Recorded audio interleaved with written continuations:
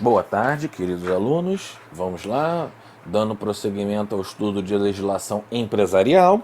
Conceito de empresário. O empresário é aquele que vivencia a empresa, tá? Ele é o dono da empresa, né, que vivencia. Ele não é apenas um sócio. Ele vivencia, ele está lá, ele participa da empresa, ele vai lá, paga as contas, está presente. Esse é o empresário, tá bom? Em modos gerais, é claro, né? É aquele que exerce atividade empresarial, ou seja, que exerce atividade mediante profissionalismo, habitualidade e pessoalidade.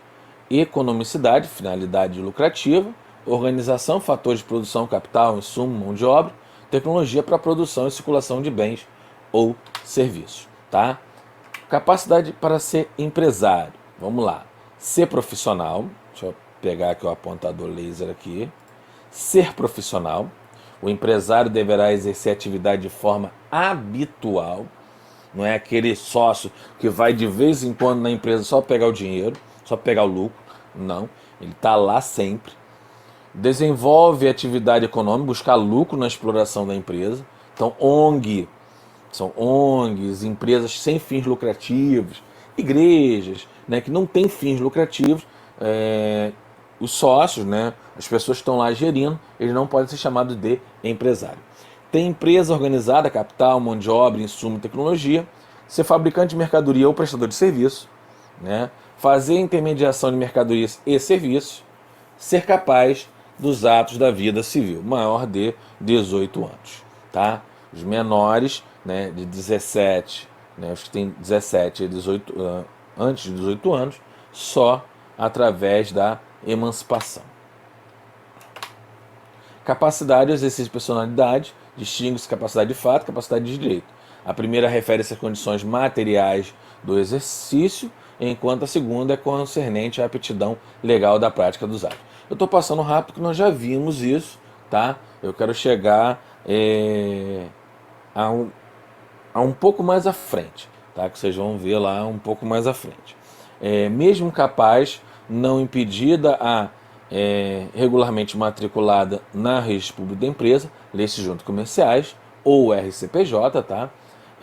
A pessoa natural somente será considerada empresária se exercer profissionalmente a empresa, em nome próprio, não em nome de terceiros, nem como procuradora. E com o intuito de lucro. É essencial que tenha essas condições e faça profissionalmente, não esporadicamente, em nome próprio e com o intuito de lucro. Apesar das condições acima, deve-se deixar claro que a profissão de empresário não implica em exclusividade. O exercício da atividade empresarial não precisa ser a única profissão do indivíduo. Ele pode ser empresário e ter outra profissão, sem problema nenhum. Dos proibidos. Tá? Ao assegurar o exercício da atividade empresário, os plenamente capazes, né, o 972 do Código Civil, impõe uma condição, isto é, poderão fazê-lo se não forem legalmente impedidos. Há determinadas pessoas plenamente capazes a quem a lei veda a prática profissional da empresa, em razão de ordem pública, decorrente de funções que exerce. Exemplo, magistrados, membros do Ministério Público, agentes públicos, podem ser cotistas, acionistas ou comanditários, mas não podem ser administradores ou gerentes de empresa. Então, um funcionário público, um militar, ele pode ser sócio que não seja administrador. Tá? Então é vedado para ele também ter MEI, ou MEI, né, que é microempreendedor individual, ou então EIRELI, que é empresa de responsabilidade limitada, só uma pessoa, um sócio. Então ele é vedado essas duas. Tá? Mas eles podem ser sócios. Ele pode ser sócio, ele não pode ser administrador ou sócio responsável, tá? Não pode, a lei veda isso. Ah, o sócio que era responsável morreu, tem que botar outra pessoa no lugar, tá? O sócio que era responsável passou no concurso público, tem que botar uma outra pessoa, tem que fazer essa alteração contratual, tá bom? Aquele que é impedido, de exercer atividade empresarial e mesmo assim se encarrega de exercê-la, estará desenvolvendo atividade irregular, podendo sofrer sanções. Porém, os atos por ele praticado não são nulos, tendo a validade perante terceiros, devendo impedido responder pelas obrigações contraídas. Nós já vimos isso. Mesmo que você seja impedido, por exemplo, o militar, ele é administrador. Todas as dívidas contraídas por ele têm valor. Não adianta depois falar, não, eu sou impedido, essas dívidas não têm valor, esses contratos não têm valor. Não. Tanto os contratos formados de obrigações e de direitos, ele tem que ser cumpridos. E aqui eu tenho um quadro, né, que a gente já começa, né, algo diferente, um quadro de incompatibilidade do exercício da atividade empresarial. Então eu tenho aqui, ó, funcionário público, a Constituição veda. Magistrado, a lei complementar, né, está aqui, 3579, veda, tá? Vai vedar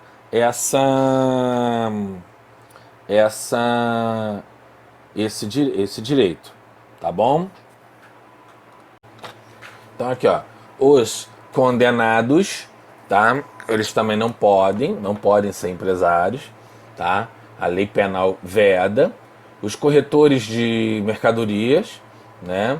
Os militares, os falidos, e os falidos eu vou falar que temos uma característica própria, e os estrangeiros, tá? O estrangeiro ele pode ser sócio, mas ele não pode ser administrador, tá? E ainda além disso, se for de jornal, rádio e televisão, o artigo 22 fala que pelo menos tem que ter 10 anos, né, aqui no Brasil, tá? Beleza? Os falidos, ele não pode ser nem sócio e nem administrador. Ele não pode ser nada. Enquanto o processo de falência estiver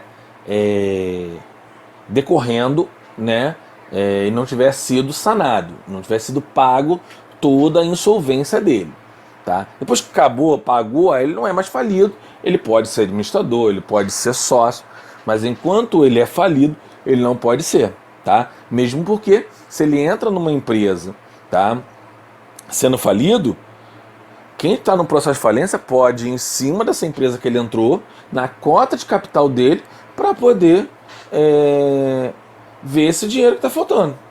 Porque se o cara é falido, entendam bem, se o empresário é falido, quer dizer que ele não tem dinheiro.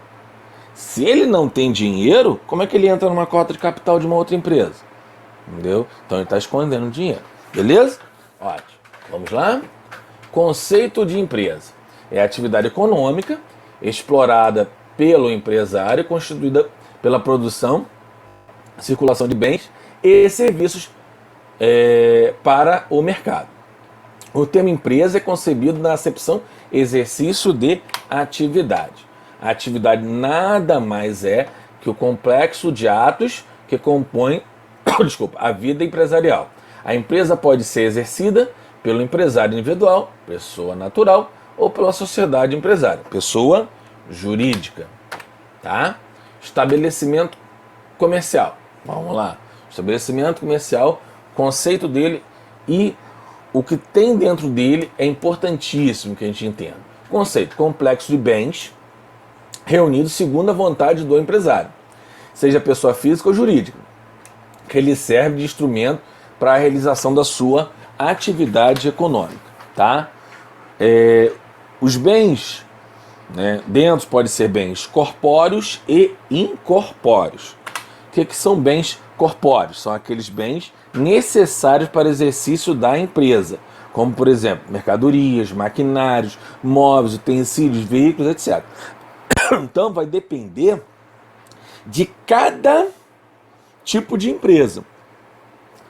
Vou dar um exemplo. Um escritório, né, seja ele administrativo, seja ele de contabilidade, o que ele precisa para funcionar?